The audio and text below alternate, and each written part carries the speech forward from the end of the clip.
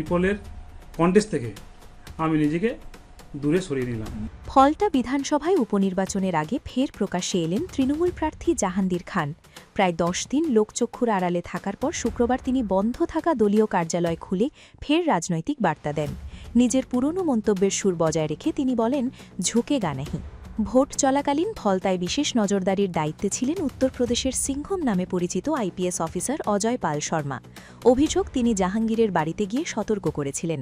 এরপরই জাহাঙ্গীর নিজেকে পুষ্পা বলে মন্তব্য করে রাজনৈতিক মহলে চর্চায় কেন্দ্রবিন্দুতে আসেন। এদিকে ভোটে অনিয়মের অভিযোগ তুলে নির্বাচন কমিশন ফলতার সব 285টি বুথে পুনর্নির্বাচনের সিদ্ধান্ত নিয়েছে।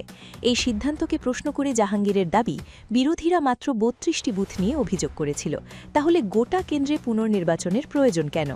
তৃণমূল নেতা হুমায়ুন কবিরকে পাশে নিয়ে তিনি আরও অভিযোগ করেন, ভোটের সময় প্রশাসনের পক্ষ থেকে চাপ সৃষ্টি করা হয়েছিল, যদিও সেই পরিস্থিতিতেও তিনি ভোট পরিচালনা করেছেন বলে দাবি করেন। নিজেকে ফলতার ভূমিপুত্র বলে উল্লেখ করে জাহাঙ্গীর জানান, রাজনৈতিক পরিস্থিতি উত্তপ্ত থাকায় তিনি কিছুদিন নীরব ছিলেন, যাতে এলাকায় অশান্তি না ছড়ায়। তবে তিনি এলাকা ছাড়েননি বলেও দাবি করেন। উপনির্বাচনের আগে তার বার্তা, ঝড় এলে মাথা নিচু করতে হয়, কিন্তু পরে আবার মাথা তুলে দাঁড়াতে হয়। আমি ফলতার ভূমিপুত্র।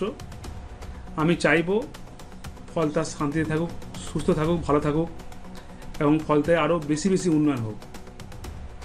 তাই সোনার ফলতা হোক, এটাই আমার স্বপ্ন ছিল।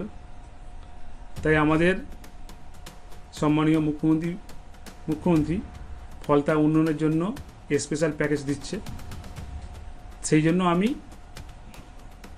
আগামী 21শে মে যে রিপল আছে, সেই রিপলের কন্টেস্ট থেকে আমি নিজেকে দূরে সরিয়ে নিলাম।